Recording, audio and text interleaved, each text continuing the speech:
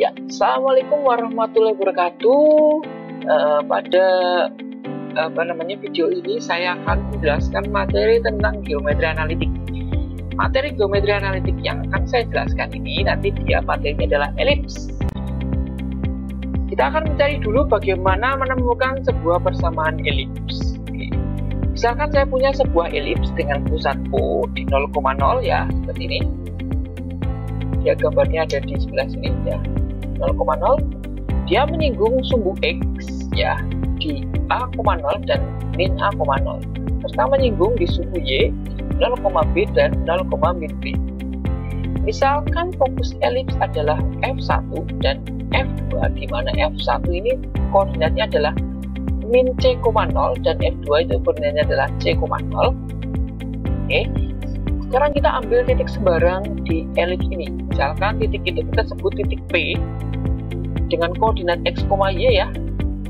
Pada elips, maka panjang PF1 ditambah panjang PF2 itu selalu konstan. Ketika kita ngambil P dimanapun di sini, maka jumlah panjang dari PF1 tambah PF2 itu selalu konstan. Selanjutnya kita sebut panjang PF1 dan PF2 ini kita sebut dengan 2A. Maka kita peroleh F1P ditambah panjang F1P ditambah panjang F2P, dia adalah sama dengan 2A. Oke, kita lanjutkan.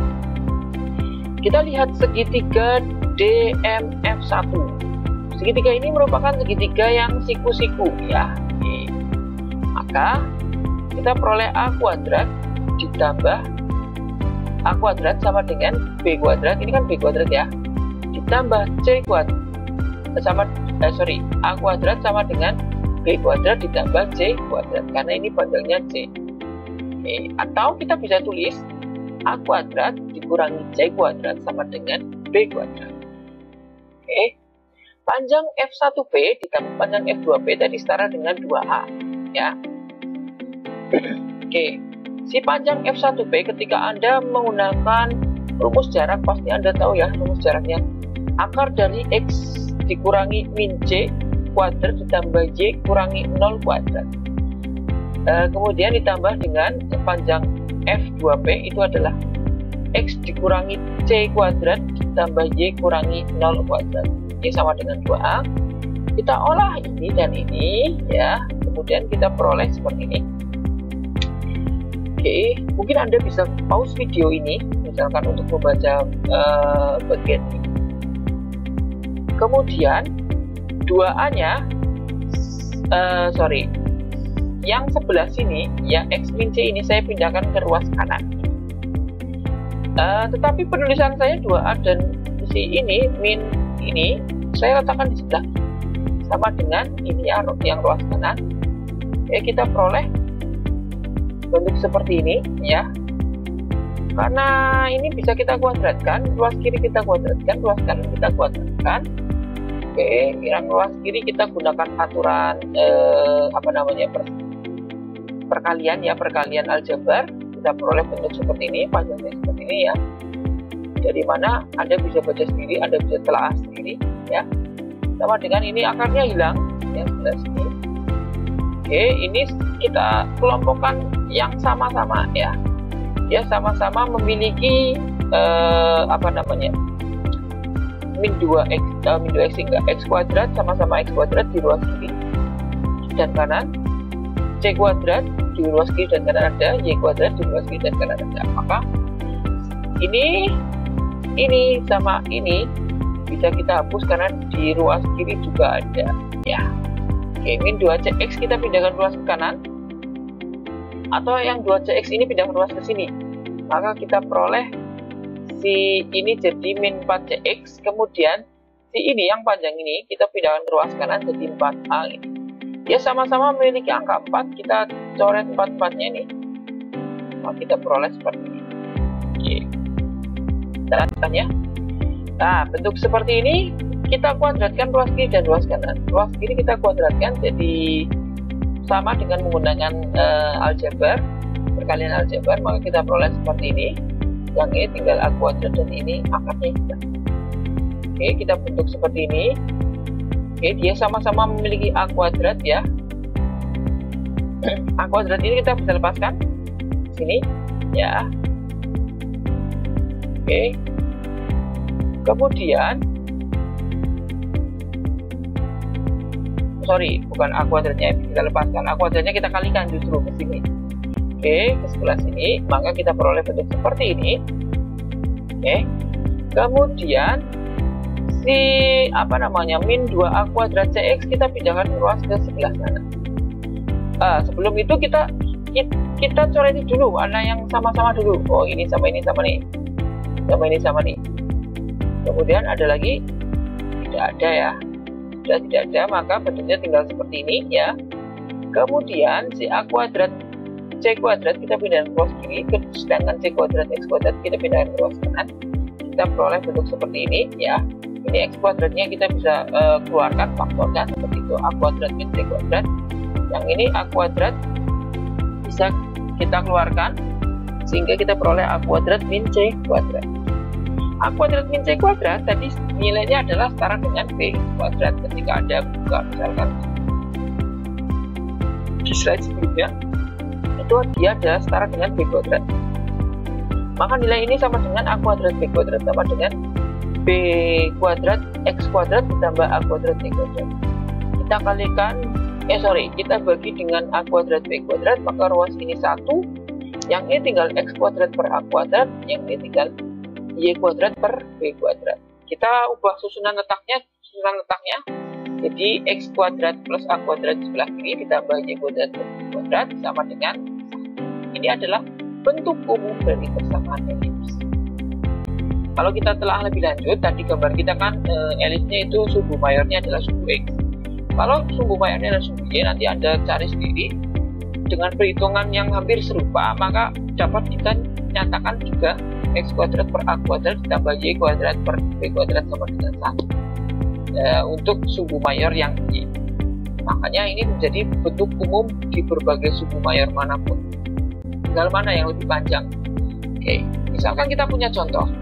Kita punya persamaan elips 9x kuadrat ditambah 25y kuadrat sama dengan 225. Kita bagi ruas kiri dan kanan dengan 225 biar ruas kanannya ketemu 1. Jadi kan ini harus 1. Jadi 9 per 225 x kuadrat ditambah 25 per 225 y kuadrat sama dengan 1. Kalau ini kita sederhanakan jadi x kuadrat per 25 ditambah y kuadrat per 9 sama dengan 1. Kalau Anda ingat 25 itu 5 kuadrat dan 9 itu 3 kuadrat, jadi seperti ini ya. Oke, maka kita tahu bahwa A-nya itu 5 dan B-nya adalah 3. Kita peroleh, ini kan sumbu mayornya yang lebih besar adalah si X. Jadi A kuadrat sama dengan B kuadrat ditambah C kuadrat. Kalau sumbu mayornya adalah si B ini, maka B kuadrat sama dengan A kuadrat ditambah C kuadrat. Ya, karena ini adalah sumbu mayornya. Sumbu mayornya adalah X. Kalau sumbu mayornya Y, maka dia jadi B kuadrat sama dengan A kuadrat ditambah C kuadrat.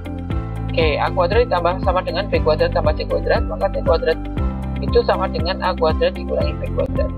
C kuadrat sama dengan 25 kurangi 9 sama dengan 16, sedangkan C-nya adalah 4. Maka gambarnya akan menjadi seperti ini sketsanya. Oke, paham ya? Kita lanjutkan.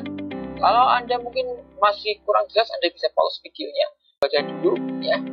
Perhitungannya mungkin seperti itu. Oke, tetapi video ini tetap saya lanjutkan. Oke, next. Selanjutnya adalah garis singgung elips dengan gradien tertentu. Misalkan garis singgung elips itu adalah Y sama dengan MX plus C. Ya, kita punya gradien tertentu M. Maka kita bisa nyatakan ke dalam bentuk Y sama dengan Fx plus C. Oke, kita substitusikan Fx plus C ke dalam Y, kita peroleh seperti ini bentuknya. Ya, kalau kita kalikan kuadrat dengan betul seperti ini sama dengan 1. Ya, kita kalikan dengan A kuadrat B kuadrat di semua ruas kiri dan kanan, maka kamu peroleh bentuk seperti ini. Kita hindari pecahan. Ya, kemudian kita satukan mana yang X kuadrat, mana yang X dan mana yang konstanta seperti ini. Kalau Anda ingat dulu pas saat lingkaran juga saya singgung, kita cari dengan menggunakan rumus diskriminan. untuk menemukan garis singgung itu, menyinggung itu D-nya sama dengan 0. Kita cari si D itu rumusnya, kalau Anda lupa mungkin B kuadrat min 4 kali AC ya. Kita ambil ini A-nya, ini B-nya, dan ini C-nya, kita substitusikan ke sini dengan menggunakan perhitungan seperti ini. Anda cari, Anda faktorkan juga gitu, ini kurang tanda kurung ya. Kemudian nanti kita peroleh si B kuadrat kali A kuadrat M kuadrat dikurangi C kuadrat plus B kuadrat sama dengan 0. B kuadratnya kita bisa coret ini karena dia sama dengan 0. Oke. Kemudian kita peroleh A kuadrat M kuadrat C kuadratnya kita pindah ruas ke kanan ya, plus B kuadrat sama dengan C kuadrat, atau C nya itu plus minus akar dari A kuadrat M kuadrat plus B kuadrat. Nah, C ini ketemu nilai seperti ini, kita substitusikan ke tadi yang Y sama dengan MX plus C. Ya, jadi sekarang rumusnya adalah Y sama dengan MX plus minus akar dari A kuadrat M kuadrat plus B kuadrat. Kalau Anda bingung di perhitungan seperti ini, Anda bisa komen di bawahnya, di komen video ini. Nah. Oke, tapi saya lanjutkan dulu materinya. Oke. Rumus garis singgung dengan gradien tertentu ya. Rumus garis singgung pada elips tadi itu adalah Y sama dengan MX plus minus akar dari A kuadrat M kuadrat plus B kuadrat. Ini juga dapat diterapkan pada persamaan elips di dengan koordinat pusatnya H, K ya. Untuk koordinat persamaan elips dengan koordinat pusatnya itu H, K kan persamaan elipsnya seperti ini jadinya ya. Nah, tinggal rumus garis singgung elips pada elips dengan pusat H, dia berubah menjadi seperti ini. Oke. Next, yang terakhir adalah rumus garis singgung elips lalui titik tertentu. Misalkan kita punya sebuah garis singgung elips lalui titik x1, y1, maka persamaan garis singgung tersebut menjadi Y min Y1 sama dengan M kali X min X1. Ini rumus yang kita pelajari di garis yang di persamaan titis pada bab sebelumnya. Atau si Y ini kita bisa tulis menjadi M kali X min X1 ditambah Y1. Anda substitusikan ini nih, nilai ini ke dalam Y elips ya, Y elips kan X kuadrat ditambah A kuadrat ditambah Y kuadrat per B kuadrat sama dengan 1. Anda substitusikan nilai ini ke dalam Y yang ini. Kemudian bagaimana cara mengolahnya ya? Anda sampai ketemu, buktikan rumus ini nih. X1X per A kuadrat ditambah Y1Y per B kuadrat sama dengan 1. Anda buktikan itu ya. Kalau Anda mahasiswa Yayan, Anda yang saya ajar, Anda buktikan itu, kemudian Anda upload nanti di Google Classroom sebagai tugas untuk pada pertemuan yang keempat ini, sebagai nilai kandidat juga salah satunya pertimbangan nilai kandidat. Itu ya, mungkin teman-teman yang lain mungkin yang menyimak video ini bisa memberikan komen jika masih belum paham. Nanti kita diskusi di kolom komentar, bisa memberikan komen, kemudian jangan lupa like juga ya.